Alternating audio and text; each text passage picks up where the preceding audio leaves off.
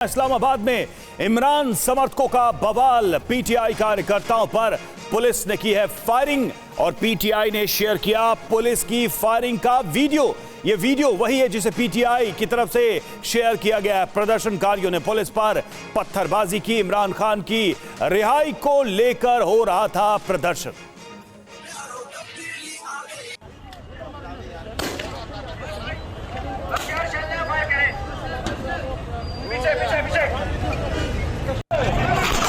ये शालिक वाले आगे हो जाए, शालिक वाले आगे हो जाए, ये शालिक वाले आगे हो जाए, शालिक वाले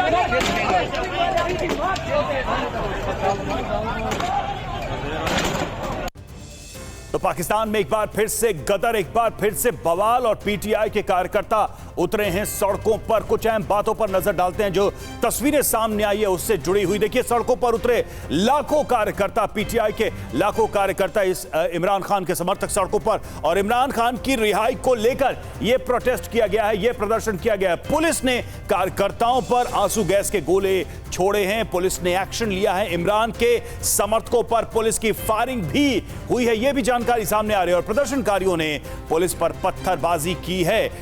पत्थरबाजी में 8 पुलिसकर्मी घायल हुए, 8 पुलिसकर्मियों को चोट आई है। और इस्लामाबाद में आने वाले सारे रास्ते फिलहाल बंद कर दिए गए हैं, क्योंकि जैसा कि आप सुन भी रहे थे, यह आह्वान किया जा रहा है, यह मुहिम चलाई जा रही है कि इमरान खान को छुड़ाना है। 5 अगस्त 2023 से जेल में बंद हैं इमरान खान। और यह प्रोटेस्ट, यह नाराजगी पीटीआई कार्यकर्ताओं की नजर आ रही है।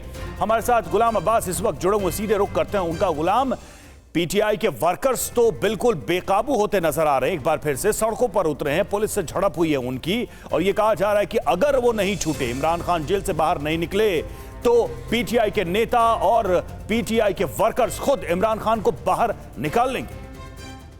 देखिए, बिल्कुल कोरोना, ये अभी आप चीफ मिनिस्टर के खैबर पख्तूनख्वा का स्टेटमेंट चला रहे थे, जिसमें उन्होंने बड़ी ओपनली कहा कि 2 हफ्ते का टाइम देता हूं, अगर ना आए तो हम खुद छुड़वाएंगे।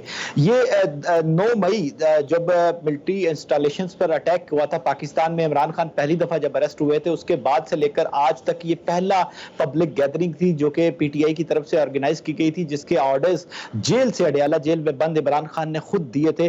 जिसके बाद कल सारा दिन इस्लामाबाद के जितने एंट्रेंस और एग्जिट पॉइंट्स थे उनको सील कर दिया गया था।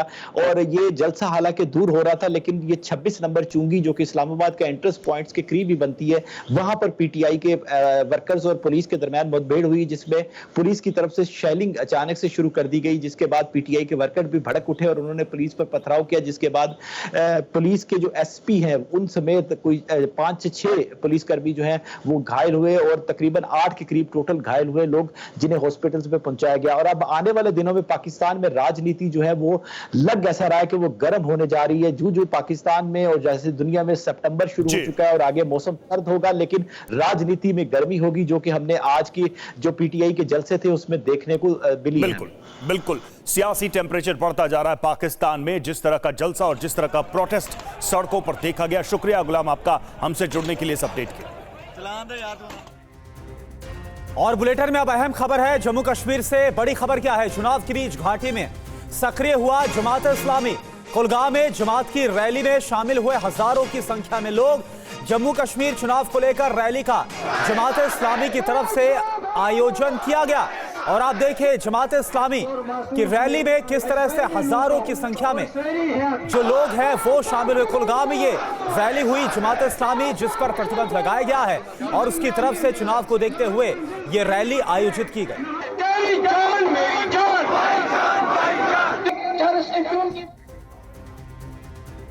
और कुलगाम में रैली के दौरान जमात इस्लामी के समर्थकों ने हिंदुओं को लेकर क्या कहा, आइए सुनिए।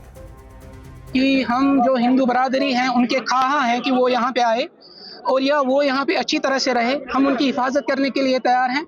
उनके घर हैं यहाँ पे, उनकी जायदादें हैं यहाँ पे, हम उनका खैर मकदम करते हैं। लेकिन जिस तरह का आगाज आपने यहाँ पे आज देखा, तो ये एक जमहूरी अमल था, और इस जमहूरी अमल में आपने जो लोगों का सैलाब देखा, शायद आपको पूरे कश्मीर में देखने को मिलता, लेकिन बदकिस्मती से हमारी बैन नहीं हटाई गई।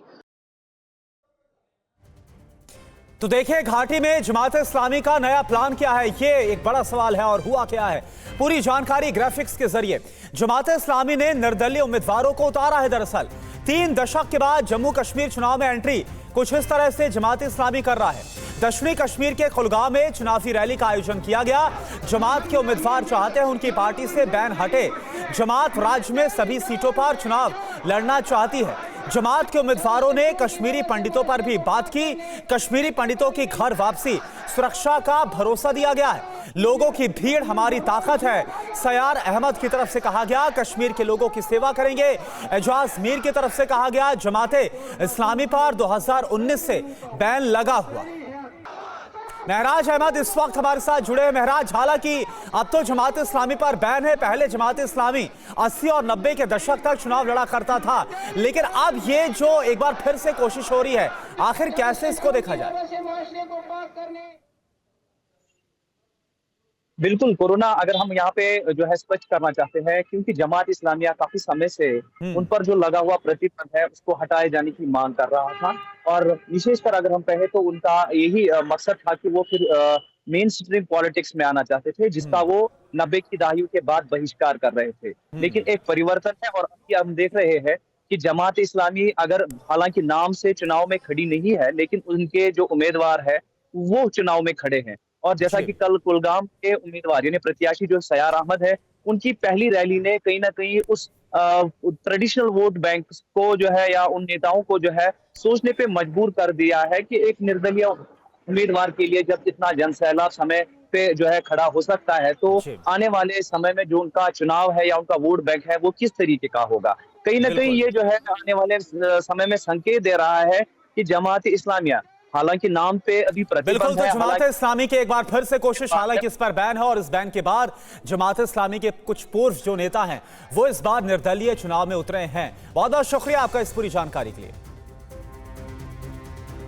इस बीच गुजरात से बड़ी खबर। गुजरात के सूरत में गणेश पंडाल पर पथराव, गुस्साए लोगों ने थाने का घेराव किया है। पुलिस ने लोगों पर लाठीचार्ज किया। पथराव करने वाले 33 आरोपी अभी तक गिरफ्तार कर लिए गए।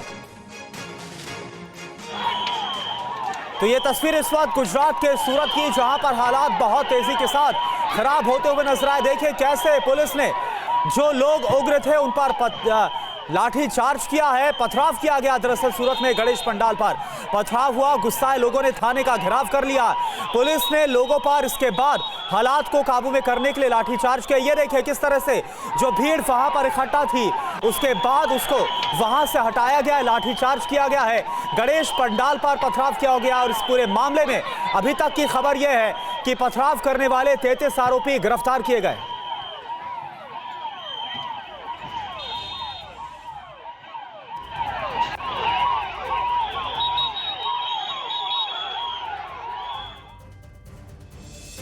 सूरत के लाल गेट इलाके में गणेशोत्सव के दौरान रविवार देर रात कुछ उपद्रवियों ने पंडाल पर पथराव किया। इसके विरोध में हजारों लोग सड़क पर आकर प्रदर्शन करते नजर आए, जिसके बाद पुलिस ने कई आरोपियों को हिरासत में लिया है। पथराव करने वालों के विरोध में शुरू हुआ प्रोटेस्ट देर रात तक को हिंसक हो गया और कुछ गाड़ियों में तोड़फोड़ के बाद आग लगा दी गई। वहीं गुजरात के गृह मंत्री हर्ष सांघवी ने आज सुबह उसी पंडाल में जाकर पूजा अर्चना की जहां पत्थरबाजी की घटना हुई। तस्वीरें आप देखिए किस तरह से जब ये प्रोटेस्ट शुरू हुआ उसके बाद यहां पर गाड़ियों में तोड़फोड़ हुई, कुछ गाड़ियों में आग भी लगा दी गई। पुलिस को इसमें हस्तक्षेप करना पड़ा, पुलिस को हल्का बल प्रयोग भी करना पड़ा, लाठीचार्ज की भी स्थिति आई। लेकिन अभी जो जानकारी मिल रही है वो ये कि पत्थरबाजी के आरोप में 33 लोगों की गिरफ्तारी भी हुई है।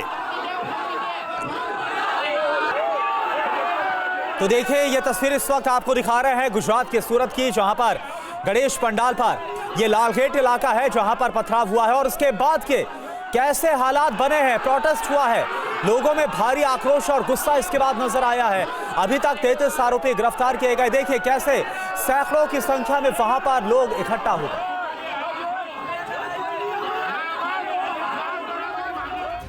और वहीं पत्थरबाजी की इस घटना के बाद गुजरात के गृह मंत्री हर्ष सांघवी देर रात सूरत पहुंचे हैं। पंडाल पर पत्थर फेंकने वालों पर कड़ी कार्रवाई होगी, ये हर्ष सांघवी की तरफ से कहा गया है। शांति बिगाड़ने वालों को बख्शा नहीं जाएगा, आरोपियों पर सख्त से सख्त कार्रवाई की जाएगी। तो गुजरात के गृह मंत्री हर्ष सांघवी का क्या कहना है, आपको सुना देते हैं। सभी जगहों पे, सभी क्षेत्रों में कॉम्बिंग चालू है, और खास तौर पे गुजरात की शांति को ठेस पहुंचाने वाले, चाहे वो कोई भी लोग हो, उन्हें नहीं छोड़ा जाएगा। सख्त से सख्त कदम उठाए जाएंगे। वहीं कानपुर से बड़ी खबर आई है। यहां एक ट्रेन बेपटरी होने से बाल बाल बच गई। किसी संदिग्ध ने रेलवे ट्रैक पर एलपीजी सिलेंडर रख दिया था। उस वक्त कालिंदी एक्सप्रेस वहां से गुजर रही थी। ट्रेन सिलेंडर से जैसे ही टकराई वैसे ही जोरदार आवाज हुई। लोको पायलट ने हड़बड़ाकर ट्रेन रोक दी। छानबीन की गई तो पास ही में सिलेंडर बरामद हो गया। मौके पर पुलिस और रेलवे के ऑफिसर्स पहुंच गए हैं। सिलेंडर के पास बोतल में भरा पीला पदार्थ और सफेद पाउडर भी मिला। ट्रेन करीब 20 मिनट तक रुकी रही। मामले की जांच जारी है। कुमार कुंदन हमारे साथ इस वक्त जुड़े हैं। कुमार, क्या जानकारी मिल रही है? बार बार इस तरह की घटनाएं सामने आ रही है, खासकर उत्तर प्रदेश से, कि पटरियों पर कुछ न कुछ ऐसा रखा मिलता है जिससे सैबोटाज हो, ये इस तरह की दुर्घटनाएं हों। निश्चित रूप से रवि, और ये जो घटना हुई है ये अपने आप में बहुत ही भयावह है कि अगर जैसे कि सिलेंडर मिलने की बात है और टकराने की बात है, अगर कुछ ब्लास्ट होता है या कुछ होता तो और भी बड़ी घटना हो सकती थी। और इज्जत नगर के पास ये सब कुछ हुआ है। तकरीबन शाम को 8:30 बजे की बात की घटना है और रेलवे ने इस पूरे मामले पर FIR दर्ज कर दिया है। दरअसल जब ट्रेन वहां से गुजर रही थी तो ट्रेन का इंजन का जो अगला हिस्सा है अचानक किसी सॉलिड चीज से टकराया और जो पहली बात नजर आ रही है उसमें कुछ आवाज जैसी भी बात हुई। उसके बाद जब उतर के देखा गया और पूरे जांच वगैरह की गई तो पता चला कि बगल में सिलेंडर था और तमाम तरह की चीजें थी। तो ये जो सबोटाज करने की नीयत से जिस तरह की चीजें की जा रही वो अपने आप में काफी भयावह है और रेलवे ने इस पूरे मामले पर FIR दर्ज कर लिया है। इसकी जांच की जा रही है। शुक्रिया कुमार कुंदन आपका इस जानकारी के लिए। और अगली अहम खबर हरियाणा चुनाव को लेकर। हरियाणा कांग्रेस की दूसरी लिस्ट भी अब सामने आ गई है। हरियाणा में कांग्रेस की दूसरी लिस्ट जारी हुई है। 9 उम्मीदवारों की घोषणा की गई है इस लिस्ट में। अभी तक कुल मिलाकर बात करें तो 41 उम्मीदवार घोषित कर दिए गए हैं। मोहित ग्रोवर गुरुग्राम से और तोशाम से अनिरुद्ध चौधरी चुनाव लड़ेंगे दुष्यंत चौटाला के खिलाफ। उचाना कला से विजेंद्र सिंह मैदान में उतारे गए।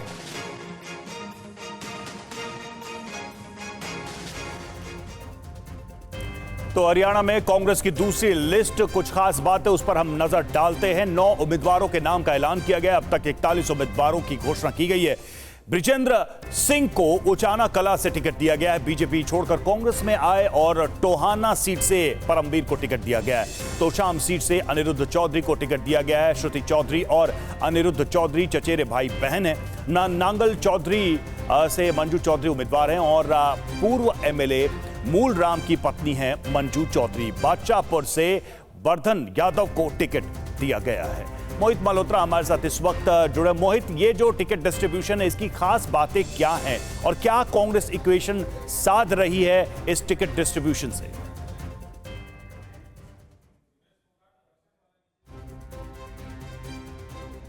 मोहित से हमारा संपर्क टूट गया, दोबारा कोशिश करेंगे मोहित से कनेक्ट होने की। मोहित बताइए।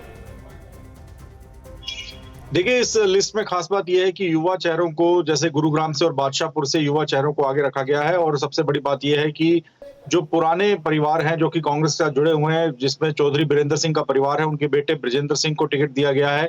ब्रिजेंद्र सिंह बीच में बीजेपी चले गए थे, उनके बेटे वहां से लोकसभा के सांसद बन गए थे, लेकिन बाद में पिता पुत्र ने बीजेपी को छोड़ दिया, कांग्रेस में घर वापसी की, तो उनको वहां से टिकट दिया गया है। उचाना कला से जेजेपी की ओर से दुष्यंत चौटाला उम्मीदवार है। तो यहाँ पर पारंपरिक लड़ाई रहती है बीरेंद्र सिंह के परिवार में और जो दुष्यंत चौटाला का परिवार है उनके बीच में आपस में यहाँ पे जो लड़ाई है वो एक बार फिर देखने को मिलेगी। और दूसरी बड़ी लड़ाई देखने को मिलेगी तोशाम में, जहां से अनिरुद्ध चौधरी को चुनाव मैदान में उतारा गया है। वो भी पार्टी के युवा चेहरे हैं और सबसे बड़ी बात यह है कि उनके खिलाफ उनकी जो चचेरी बहन है जिनको बीजेपी ने चुनाव मैदान में उतारा है, श्रुति चौधरी, वो होंगी। तो काफी इंटरेस्टिंग है ये 9 नाम जो दिए गए हैं। और कोशिश ये की गई है कि ये जो नाम दिए गए हैं इनमें किसी तरह का विवाद ना हो, क्योंकि इससे पहले जो पहली लिस्ट सामने आई थी उसमें थोड़ा सा विरोध हमने देखा था, लेकिन अब की बार ऐसा ना हो, इसको बैलेंस करने का प्रयास किया गया है। हालांकि कुछ जगह पर नए चेहरों को जो उतारा गया है उसके बाद अब देखना होगा कि जो पुराने चेहरे हैं जो टिकट की उम्मीद कर रहे थे वो कितना विरोध करते हैं, लेकिन एक बैलेंस बनाने की उम्मीद की गई है कांग्रेस के द्वारा इस लिस्ट। शुक्रिया मोहित आपका इस अपडेट के लिए। और आइए अब आपको सुनाते हैं हरियाणा की चुनावी जंग में बृजभूषण शरण सिंह और विनेश फोगाट में जुबानी जंग कैसे हो रही है। हम तो कहते हैं कि मुख्यमंत्री का चेहरा बना करके चुनाव लड़ना चाहिए हुड्डा जी को। मुख्यमंत्री डिक्लेयर कर देना चाहिए। विनेश फोगाट को मुख्यमंत्री का कैंडिडेट बना देना चाहिए। इतनी दबंग लेडी जो ट्रायल नहीं होने देती, हारी कुश्ती को जीत लेती है, फेडरेशन के लोगों को बाहर भिजवा देती है, पूरे सिस्टम को हाईजैक कर लेती है। इतनी दबंग लेडी कहाँ मिलेगी? उसके ऊपर केस चल रहा है और वो जल्दी उसका रिजल्ट सामने आएगा। वो क्या बोल रहा है उसका कोई तथ्य है नहीं, बिना हाथ पैर की बातें कर रहा है, बौखलाया हुआ है पूरा। उसको पता है उसकी सच्चाई पूरे देश के सामने आ गई है। अब अनाप शनाप कुछ भी बोले, अपनी मर्यादाएं तो उसने पहले भी तोड़ी हैं, अब भी वो तोड़ रहा है। तो इंसान तो है नहीं, वो नैतिकता तो उसमें थी ही नहीं कभी भी। ठीक है, उसकी तो छोड़ दो बात।